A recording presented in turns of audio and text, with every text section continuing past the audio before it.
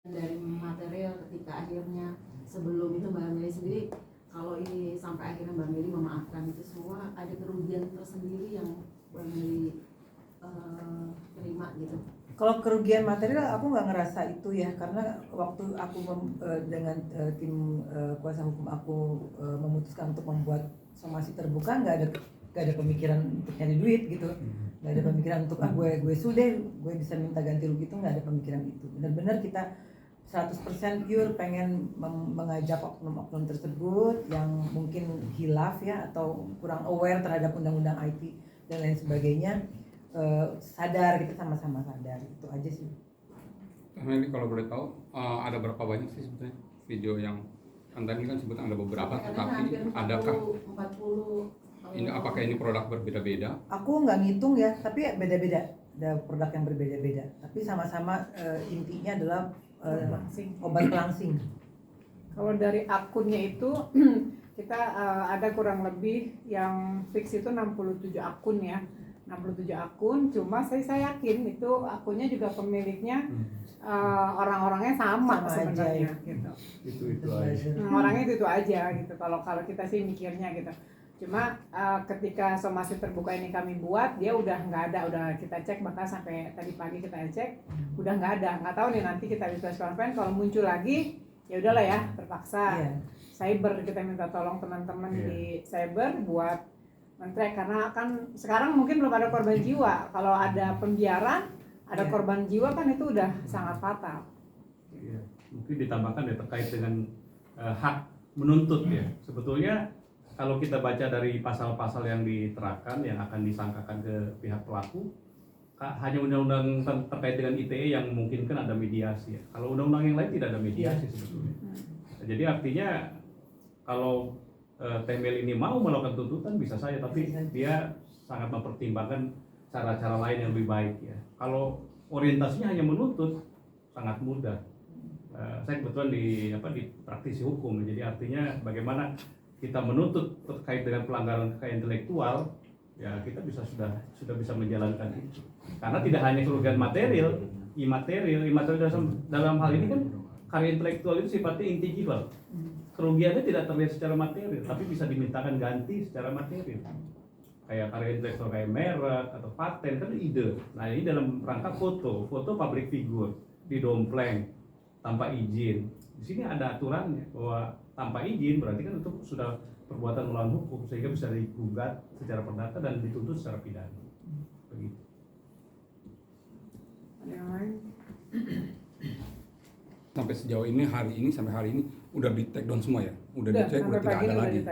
Dari sekian tadi sekitar 60-an tuh 70-an itu ya? Ya alhamdulillah. Ada beberapa yang DM sih, karena kan saya nggak buka nomor ya. Itu udah ada beberapa yang minta maaf dan mereka memang ya infonya sih minta maaf dengan alasan yang aneh sih. Cuma kan kalau kita mau korek alasannya juga ngapain juga gitu, buang-buang waktu aja. Ya dia udah ngaku salah, udah minta maaf ya udah. Per kapan sih somasi terbuka itu dilayangkan di medsosnya Mbak Meli? Selasa minggu lalu tanggal berapa? Selasa minggu lalu. Udah lewat dari 7 hari sebenarnya. Cuma kesibukan Teh Meli, jadi akhirnya kita baru bisa hari ini. Artinya preskon hari ini adalah untuk menegaskan kembali. Ya, untuk menegaskan kembali bahwa yang sudah terjadi ya sudah, jangan diulangi ya. Teh Meli dengan Logowo juga sudah memaafkan. Tapi ya itu tadi, jangan diulangi lagi ya. Artinya setelah preskon ini selesai, kemudian ada iklan yang menggunakan video klien kami lagi, itu prosesnya udah beda. Gitu ya, prosesnya udah beda. Tapi kalaupun biasanya ini kan namanya si pelaku ya, ketika tahu Teh Melinya udah tahu gitu ya, dia menggunakan public figure atau artis lain. Nah, kami minta ke rekan-rekan media, kalau memang menemukan iklan seperti itu lagi, tolong diinfo ke public figure artis yang bersangkutan itu, tolong dikasih tahu. Ya. Karena pembiaran kan juga menjadi tanggung jawab kita kalau ternyata ada hal yang membahayakan nyawa orang lain. Mungkin ada dari temennya terganggu pekerjaan juga masih karena hal ini dari kontrak kerja dan lain-lain. Kalau kontrak kerja, aku cuma ingat kontrak kerja itu nyanyi aja sih, nggak ada kontrak kerja apa-apa ya. Aku juga nggak jadi brand ambassador apa-apa gitu. malah baru kepikiran kenapa gak gue yang bikin aja produk itu ya gitu, daripada dicatut namanya. Oh, kita bikin aja. Jadi mendingan bikin sendiri. Nggak terganggu gitu, cuman kasihan teman-teman aku ada beberapa yang udah beli dan harganya juga nggak murah, harganya mahal gitu. Jadi ya memang ini harus kita lakukan.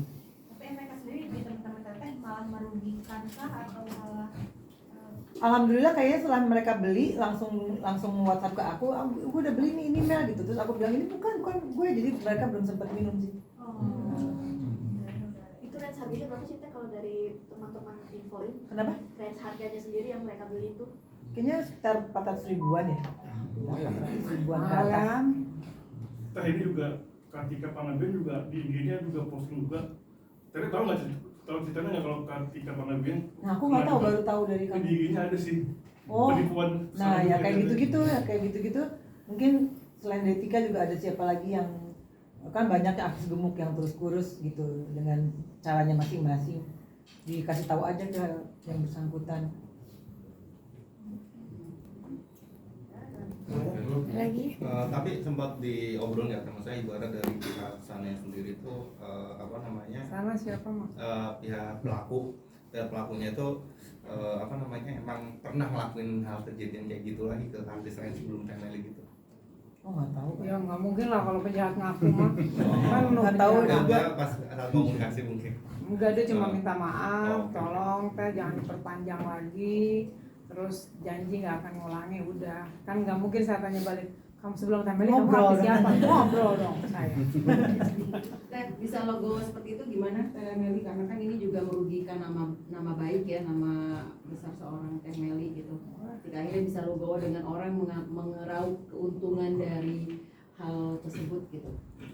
Aku dari dulu nggak seneng ribut kan, Pak. Teman-teman wartawan pasti tahu aku salah satu public figure yang susah diwawancara bahkan ya, karena nggak seneng branding diriku dengan cara seperti itu gitu. Jadi ya kalau paling ya berkarya aja, nyanyi ya, pokoknya yang aku kuasai gitu ya. Kalau gue gitu. Kalau gue terus kan ada makanan juga kadang-kadang ada yang terus, misalnya aku kan kalau bulan puasa, kalau kayak dulu waktu Covid aku kan buka endorse gratis tuh makanan, aku posting itu kan sampai terus jadi flyer buat mereka, fotonya aku nggak apa-apa, itu aku UMKM gitu, dan itu aku support mereka untuk mencari rezeki lah, itu mencari nafkah. Tapi kan kalau ini berhubungan dengan kesehatan orang ya gitu, dan bukan UMKM karena kan udah ada pakai pabrik gitu kayaknya, jadi sesuatu yang bukan seharusnya disupport dan dibela gitu. Oke. Terima kasih.